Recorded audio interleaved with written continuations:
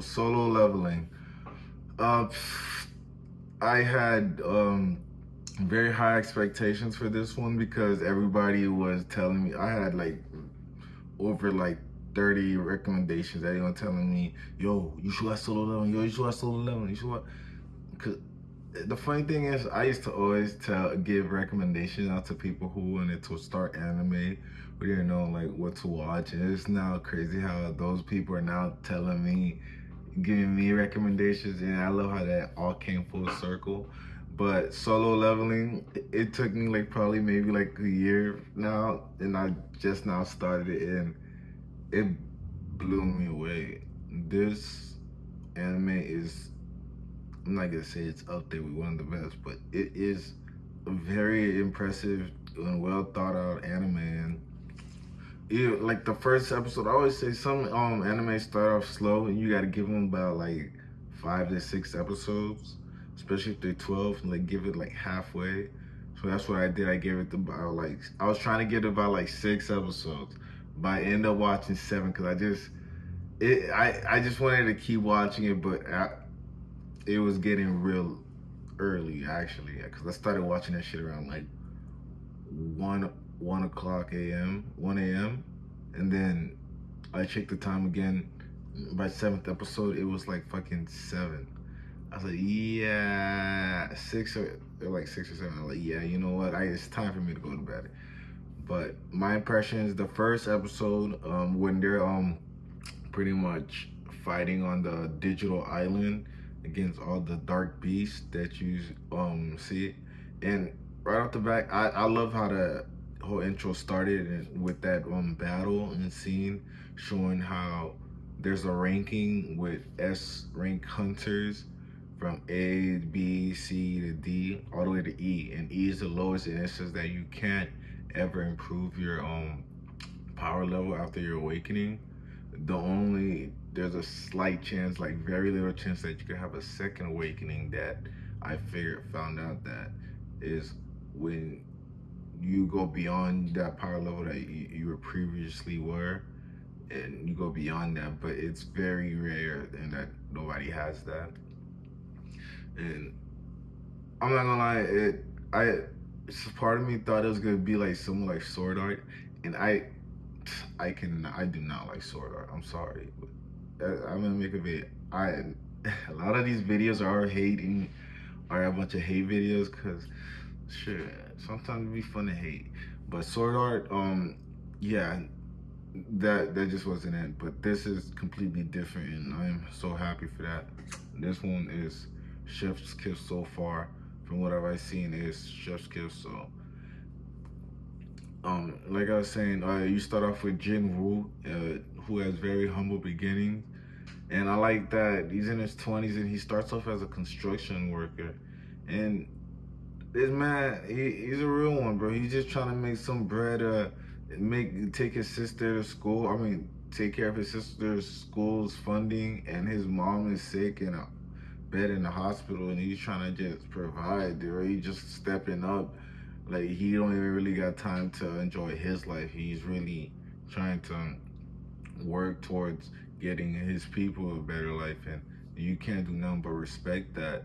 And he starts off at construction, but isn't liking that, and it's not very good. So he then decides to, excuse me, he then decides to become a hunter, and he he only could produce a power level of 70, which is E rank, and every fucking, and they go into dungeons, like they go into like these dungeons and these caves that have the dark beast. And I see, from what I've noticed, that the dark beast could sometimes traverse into the real actual world, which I do like. At first I was thinking like, do they just go into like a virtual world and that's the only thing that happens? They don't ever come out, but no, it's not like that. Which, yes, fuck you, Sword Art. Sorry, sorry, but I had to let that out. And he's always getting injured, and supposedly the reason he got the E rank is because during his first mission he got badly injured. He was able to progress, so he's at where he's at. But and then there's a mission where him and his friend I can't really, I don't even know how to say her name. It's something Chow Junu. I don't know. The girl with the red hair, but she is a healer in B rank actually, and she's always here trying to take care of him, and she really cares for him. And on the second episode, there was this one girl. I think her name is Cha. That's what I read it as when I searched this up. The red haired girl, I searched that up too, but I still can't pronounce her name, so it is what it is. But Cha, I think is her name. She was so cool. Like her introduction was so fucking fire, bro. She stole there was a burglars that took a lady's purse. She stole that shit back with ease and flipped over them. And then when everybody came to like congratulate her and like praise her, she's like, "Oh, this shit game too weird. I'm out." I love it. That's me. That's my type of energy. Like, all right, bro, there's too much attention, bro. Like, I want to be left alone, bro. Skedaddle. And I enjoyed that scene with her. And one thing about it, I'm hoping to see more of her. I'm only just got done with episode 7, so I'm about to do 8, and then I'm gonna carry on to season 2 as well. But we get back into it. There. So Jinwoo and his friend, or his kind lady friend, we'll just say that, she is on the mission with him, as well as a mentor that I guess you could say a mentor that Jinwoo looks up to. And they're all on a mission, and Jinwoo's already injured while everybody else is fending and fighting off, trying to get paid. You feel me? Because the hunters do get paid, actually. Hunters Association, they do get paid. So then they're trying to make it back. So they finish killing all the dark beasts in the dungeon that they were in, and they noticed a mysterious cave. And some people are eerie to go in. Some people are very curious to explore. They go explore it, and what happens is they've run it. Most of the majority. I mean, it's tied, and then Jinwoo, he's the last choice, so he decides, fuck it, he needs that bread, bro. He needs that monyan, cause if you don't got that monyan, you done yan. And that's what I respect about my boy Jinwoo. He had to go get that, and so they actually go to the fucking cave, and then they end up reaching a big ass door, which then they decide to go in, and then they see a whole bunch of statues around. And then they see a big one, and then they're wondering like, yo, this is a very eerie room. And then the doors close, and then there's a post that has a listing, and it says, thou shalt like bow to God, and thou shalt praise God, and thou shalt worship as well. And so God is basically this large statue. Well, in this series, we're not talking about, my God. God in their world is the statue that resides in literally he sits on the throne, and he has the whole statues around him, and while everybody is looking around and being like scared and worried because the door's closed, God's actually looking at them, waiting for them to praise him. And I don't know how they didn't understand. They didn't get that. Like, bro, it literally is on a listing. That's one thing I didn't get. Like, bro, the shit literally says everything that you need to do. Like, Jinwoo was the only one that noticed that. So, with them not following the commandments, the God and solo leveling just started offing it. He's like, all right, y'all need to go. Then as soon as they listened and they praised them, he started smiling.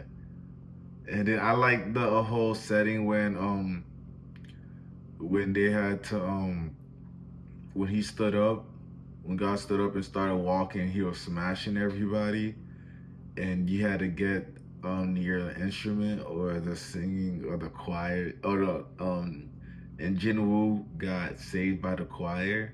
That was one of the most toughest and like most like tense situations that really give you a good put a smile to your face when when he actually makes it.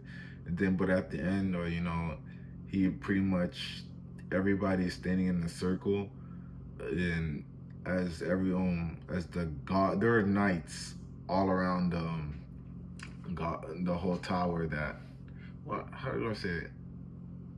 The whole cave that they are in. There's not in the tomb. In the tomb, there's a whole bunch of knights in the tomb that they're in, and when if anybody tries to escape, they'll cleave you. But at this moment, the last step is they all gotta stay in a circle, and this is one of the best parts that I enjoyed. They had to play a game of Weeping Angels, and what Weeping Angels is, every time you look at like a statue, it stops moving. But the moment you look away, it just keeps coming forward and gets closer. And I always like that aspect because it's always like a very scary and nerve-wracking like thought that like holy shit, like I gotta keep my eyes on this motherfucker at all times. But you know, God opens the door, and as people run out, um, Jinwoo decides, oh, they all need to stay. That's the only way they're gonna pass. But nope, everybody leaves them, and the offering pretty much when Jinwoo's getting his body obliterated, he asks for a second life, and I'm pretty sure that the God statue granted him that.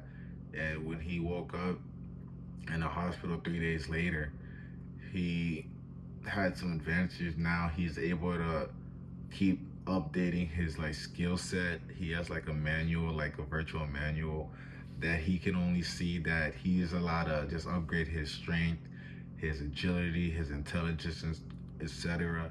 And which is, I really like the aspect. See, that's what Sword Art, I keep talking about Sword Art, but that's what Sword Art should have been like a good real life aspect, but still virtual gaming.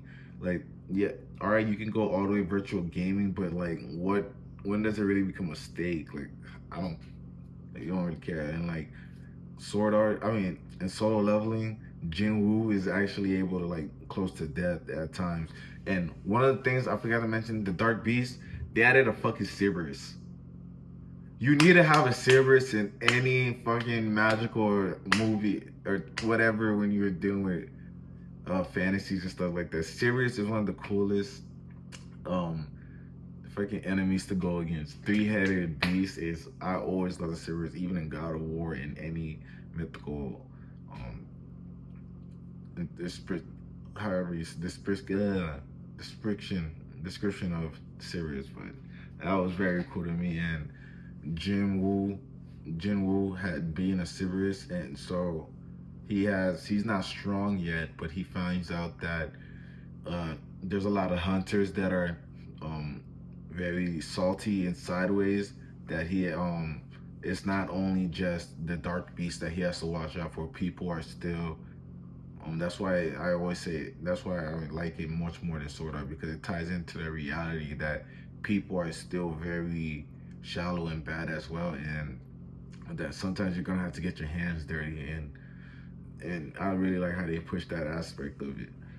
But I just wanted to throw that, very little short, because I just started Solo Leveling, and the first 7 episodes were chef's kiss. And I wanted to keep watching, but I said I had to go to sleep. And it's just the way he just keeps upgrading and just keeps progressing himself. He's making sure he's keeping up with his workouts, and he's not being such a punk and a loser. And Joe, bro, you're my guy. But that's just been the video. I'm gonna finish up the rest of the episodes, then watch season 2, then do my review on Solo Leveling overall. And shit, I really enjoyed this anime. I should have started earlier.